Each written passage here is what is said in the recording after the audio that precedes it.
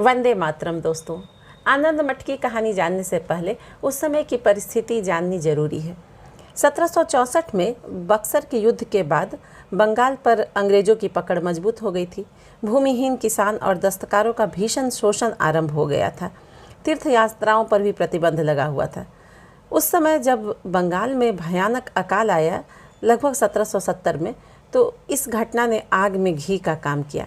अकाल की ऐसी भीषण स्थिति थी कि जहां पहले एक शाम उपवास से काम चल रहा था, अब दोनों समय उपवास करना पड़ रहा था।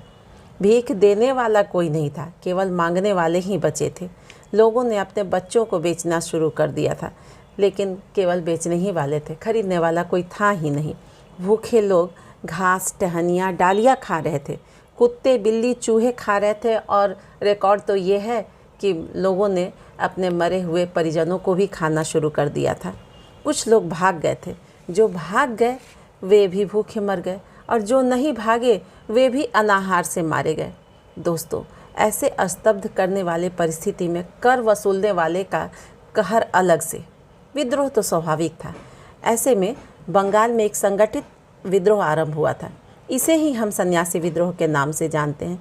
दोस्तों, इस विद्रोह ने सरकार की नाक में दम कर दिया। इस विद्रोह का दमन वारेन हेस्टिंग्स की एक बड़ी सफलता मानी जाती है। आइए अब बंकिम चंद्र चटर्जी जी द्वारा लिखे आनंद मठ की कहानी को आरंभ करते हैं। 4 खंडों में बटे इस उपन्यास की कहानी प्रारंभ होती है बंगाल के एक पदचिन्ह गांव से। पदचिन्ह गांव के एक बहुत बड़े धनवान महेंद्र सिंह अपनी पत्नी कल्याणी और छोटी सी पुत्री सुकुमारी को लेके अकाल की भीषणता के कारण कुछ रुपए पैसे अपने साथ रखकर गांव छोड़ देते हैं। आत्मरक्षा के लिए उन्होंने बंदूक रख लिया था। कल्याणी ने जहर की छोटी सी शीशी साथ में रख ली थी। जेठ की दोपहरी इस अग्निपथ को पार करते करते किसी तरह शाम तक एक बस्ती में पहुंच जाते हैं। भूखी बच्ची के लिए महेंद्र सिंह दूध लाने चले जाते हैं। उनकी अनुपस्थिति में कुछ आदमखोर डकैत कल्याणी और उनकी पुत्री सुकुमारी को पकड़कर जंगल में ले जाते हैं। भूखे प्यासे आदमखोर आपस में लड़ बैठते हैं। मौका पाकर कल्याणी बेटी सहित वहां से भाग जाती है। थकी हुई कल्याणी एक जगह रुककर बेटी सहित अपने ईश्वर को पुकारने लगती है। उसी समय एक मठ के स्वामी सत्यानंद उसे आदमखोरों से बचाते हैं और अपने मठ आनंद मठ में लेकर चले आते हैं।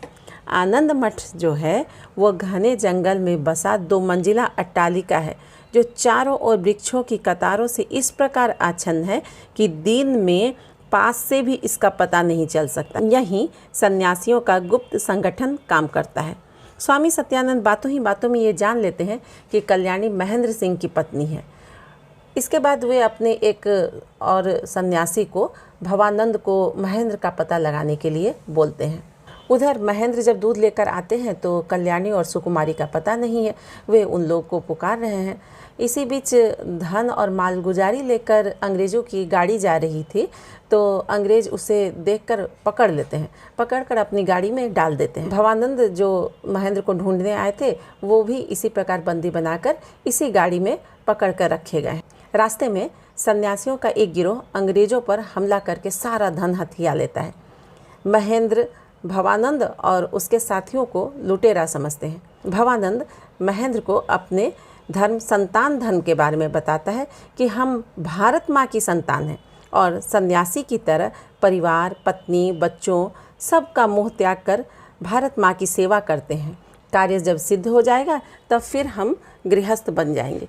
यहीं पर भवानंद इस किताब के द्वारा प्रसिद्ध हुआ गीत वंदे मातरम गाता है।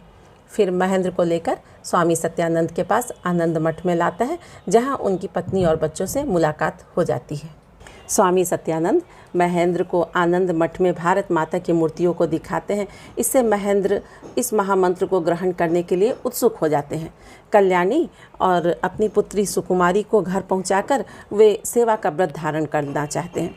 कल्याणी को जब यह पता चलता है कि महेंद्र माँ की सेवा का व्रत लेना चाहते हैं, तो वह उनके राह का रोड़ा नहीं बनना चाहती है। कुछ अलग परिस्थितियों में माँ और बेटी जहर की टिकिया का शिकार होकर मर जाते हैं। महेंद्र विचलित हो जाता है।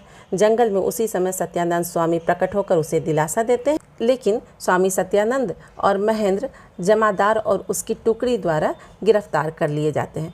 रास्ते में स्वामी सत्यानंद इशारे से एक भजन के द्वारा अपने साथियों को कल्याणी और सुकुमारी की सूचना देते हैं। स्वामी के इशारों को समझकर एक संतान जीवानंद पुत्री सुकुमारी को बचा लेता है और उसे अपनी बहन के पास पलने को दे आता है। कल्याणी भी बचा ली जाती है। कल्याणी भवानंद के द्वारा बचाई जाती है। भवानंद वही हैं जो महेंद्र को ढूंढने आए थे। भवानंद कल्याणी की सुंदरता पर मोहित हो जाता है। फिर एक समूह के द्वारा स्वामी सत्यानंद और महेंद्र भी जेल से बचा लिए गए हैं। यहाँ पे प्रथम खंड समाप्त हो जाता है। दूसरे खंड में जीवानंद, जिसने सुकुमारी की रक्षा की है, जीवानंद और उसकी पत्नी शांति की कहानी है। शांति के बारे में बताया है कि शांति भी वेश बदलकर संतान धर्म को अपनाना चाहती है और संतान धर्म अपनाने के लिए आनंद मठ में चली आती है। स्वामी सत्यानंद उसे पहचान लेते हैं, किंतु उसकी शारीरिक और मानसिक शक्ति से प्रभावित होकर उसे इस धर्म में दीक्षित कर लेते हैं और नवीनानंद नाम देते हैं। शांति के साथ उन्होंने महेंद्र को भी दीक्षित कर लिया था। महेंद्र को उन्होंने सलाह दिया कि वो अपने गांव पद चिन्ह लौट जाए और वहाँ एक गढ़ का निर्माण करे। 2000 संतानों को भेजकर यह काम करवाएंगे। वे यहाँ वहाँ घूमकर तोप, बारूद, बंदूक चलाने वाले कारीगरों को एकत्र करेंगे और वहाँ पर किला का निर्माण कराकर इसी प्रकार बंदूक, तोप, बारूद बनाया जाएगा। ये सारी व्यवस्था कर वे भ्रमण पर चले जाते हैं। दूसरा खंड समाप्त हो जाता है। अब तीसरा खंड आरंभ होता है। इसमें बताया गया है कि उस समय बंगाल के गवर्नर जनरल बनकर वारेन हेस्टिंग्स आए, जिन्होंने यह दंभ भरा था कि वे कलकत्ते में ही बैठकर पूरे भारतवर्ष को लोहे की चेन में बांध देंगे। उन्होंने सन्यासियों का दमन करने के लिए कैप्टन टॉमस को सैनिक टुकड़ी का अधिनायक बनाकर भेजा। उधर समयानुसार सत्यानंद वापस लौटकर आ गए हैं और वे सभी संतानों को, जो लगभग 10,000 की संख्या में है, एकत्र कर उन्हें आशीर्वचन दे रहे हैं कि कैप्टन टॉमस उन्हें घेर कर तोपों से गोलाबारी शुरू कर देते हैं। जीवानंद और भवानंद बड़ी हिम्मत के साथ अंग्रेज़ों को छकाते हैं। उन्होंने कैप्टन टॉमस को मार गिराया, किंतु इसमें भवानंद जख्मी होकर मारा गया। इस प्रकार उसका प्रायश्चित भी पूरा हो गया। उसका पाप तो ये था कि वह संतान धर्म का होने के बाद भी कल्याणी पर बुरी नज़र रखता था। इस युद्ध में सन्यासी विजयी रहे। विजयी हो जाने के बाद स्वामी सत्यानंद ने महेंद्र को अपने गृहस्थ धर्म में वापस लौट जाने की अनुमति दे दी। अगले खंड में महेंद्र शांति अर्थात नवीनानंद की मदद से अपने परिवार से मिलते हैं। उधर वारेन हेस्टिंग्स अभी चैन से नहीं बैठा था। सन्यासियों के दमन के लिए उसने मेजर एडवर्ड को सैनिक टुकड़ी का नायक बनाकर भेजा। मेजर एडवर्ड बहुत चतुराई से चाल चलता है, किंतु राजकीय सेना में एक भी व्यक्ति नहीं बचा जो वारेन हेस्टिंग्स के पास इसकी खबर लेकर जाता। इस युद्ध में जीवानंद, शांति का पति, घायल होता है।